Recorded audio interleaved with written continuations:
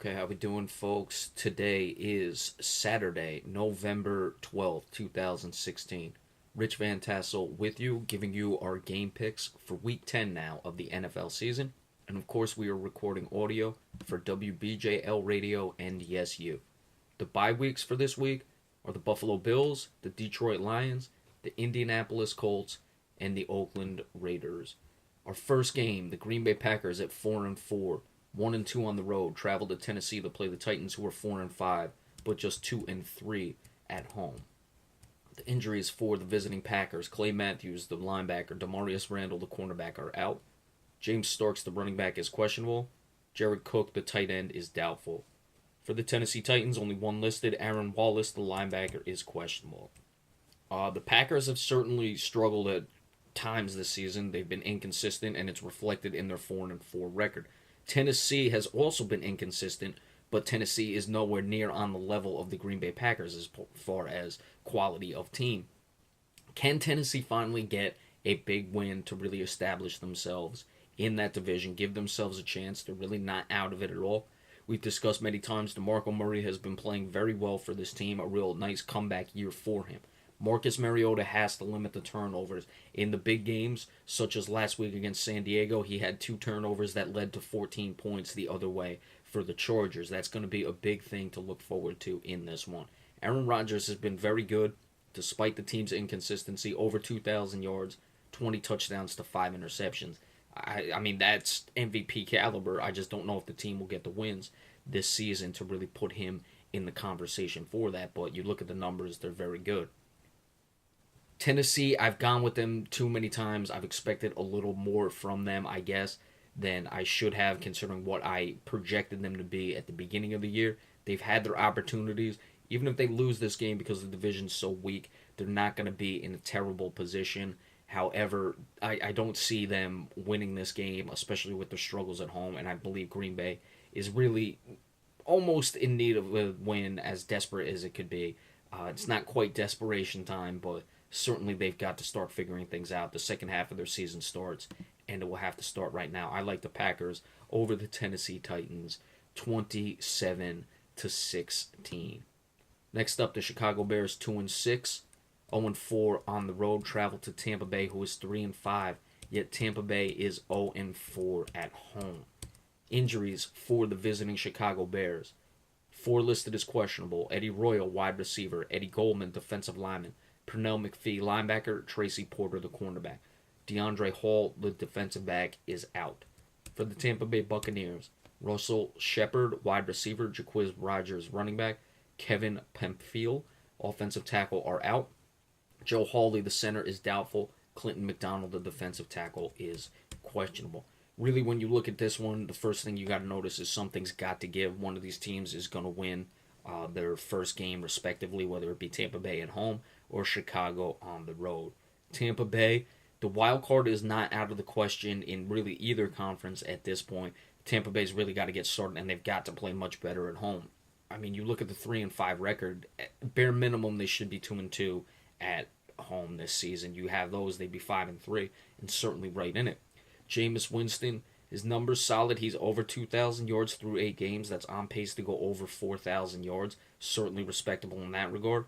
Does have 9 interceptions to 17 touchdowns. His turnovers, like last year's number 2 overall pick, Jameis Winston being the first overall pick, we just discussed Marcus Mariota.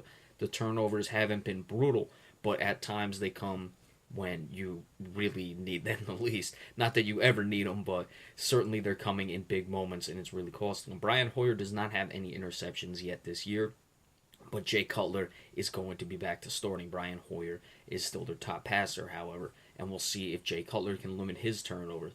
Chicago, not really much to play for other than the fact that they're professionals in this one. Tampa Bay still has a lot riding on this season. Like we said, the wild card is not out of reach for any of these teams. And again, we're starting essentially the second half of the season for most teams. Some of the teams have already played 9 games. Tampa Bay, can they get things going? Will they finally win a home game? I look for Mike Evans to attack that secondary for Tampa Bay in the passing game because of the injuries. As we mentioned, Tracy Porter, questionable, and DeAndre Hall is out. Mike Evans over 50 receptions, 745 yards, 8 touchdowns. Look for him to have a big day. And I don't even think Tampa Bay will run the ball that much. They're going to be looking to just attack that Chicago secondary, which has had its question marks all season long. Tampa Bay 31-17 over the Chicago Bears. This really shouldn't be close, but again, we don't know with Tampa Bay at home. The Minnesota Vikings 5-3, 2-2 on the road, travel to Washington. The Redskins are 4-3-1. They have the tie, of course, and they are 2-2 at home. Injuries for the visiting Minnesota Vikings. The questionables: Laquan Treadwell, wide receiver; Captain Munderland, cornerback; Linval Joseph, defensive tackle. The outs: Sharif Floyd, defensive tackle, and Marcus Sherrills, the cornerback. For Washington, Morgan Moses, offensive tackle, questionable; Deshaun Jackson, wide receiver, doubtful; Niles Paul, the tight end, is on injury reserve; Duke Ihenacho, the safety, is questionable. Obviously, the first thing you have to look at is the defensive injuries. You have Sharif Floyd, one of the better, if not the best, defensive tackle in the league, is out. Marcus Sherrills, a cornerback, is also out. Captain Munderland is a good player. He does not start for this team, but certainly in the nickel, he is very good. Of course, you do have Terrence Newman in the nickel as well, so Newman, that is, will certainly garner a lot more playing time if Captain Munderland is not able to go. Linval Joseph, also questionable. If he can't go with Sharif Floyd already being out, you're a little weak up the middle, and Washington may be able to establish some sort of running game. Matt Jones is over 4.5 yards per carry, only 3 touchdowns. He's under 500 yards, so he's not on pace to go over 1,000 as of right now, but Washington is certainly proficient enough in the running game. And if they're able to attack Minnesota's defense, which is usually quite stout, especially up the middle with Floyd and Joseph. Obviously, Floyd is already out. Joseph, whether he can go or not, certainly you already have the advantage without Sharif Floyd. Maybe Washington can get some things going, open things up for Kirk Cousins. Let's see if he can get the ball downfield to Jamison Crowder and Deshaun Jackson. But just Deshaun Jackson is doubtful, that is, so we'll have to see how that goes. Sam Bradford only has the 1 interception. He's been coming back to earth just a little bit. Sam Bradford, at being the top overall pick, a lot of the questions have been injuries, but he's never really had that consistency in his career. This is one of the better games if you look at it on the docket for this week. I think Minnesota's going to get the win. I like what Washington's been doing at times this season. They've played well. That tie hurts. They're coming off their bye week, of course. But for the 0-2 start, they've really found things together. I like the way their defense is playing, led by Josh Norman. And I wouldn't expect that Minnesota's going to be able to walk all over them. Even Washington at home, I just like Minnesota. I think this is a game they really need. Not that Washington doesn't need it, but Minnesota has been sputtering just a bit. And with Washington coming out of the bye week, I think the Vikings can jump on them and get the victory. I like it relatively low scoring, 24-21 in favor of the Minnesota Vikings. Kansas City at 6-2, traveling to Carolina to play the Panthers, who are 3-5. The Chiefs 2-2 on the road. The Panthers are 2-2 at home. Injuries for the visiting Chiefs: Jeremy Maclin, wide receiver; Jay Howard, defensive lineman; Justin Houston, linebacker, are out. DJ White, defensive back, doubtful; Derek Johnson, linebacker, questionable. For the Carolina Panthers, Gino Gronkowski, center, questionable; Kyle Love, defensive tackle, questionable; Shaq Thompson, linebacker, questionable; Colin Jones, the safety; Michael Orr, the offensive tackle, are out. Carolina, they're keeping their season on life support as of right now with the wins they have been able to get since the 1-5 start. They're up to 3-5. Let's see if they can keep it going. Kansas City is a quality team. They are in that very tough AFC West, so certainly they need wins to keep pace. We've discussed it all year long, Carolina's lack of running game. Of course, the defense has had its problems without Josh Norman, but when you look at the offensive side of the ball for this team, they rely heavily on the running game. Jonathan Stewart is not providing that. Under 4 yards per carry, not even 300 yards thus far this season. Granted, he's had some injuries. Cam Newton, last year's MVP, has not been able to play very well throwing the ball. He's run the ball all right, but when you look at Carolina, they have to be able to run the ball to help Cam Newton pass. The receivers are just not good enough, as talented athletically as guys like Benjamin and Devin Funchess are. They are not necessarily game breakers. They're big physical wide receivers who can go up and make plays.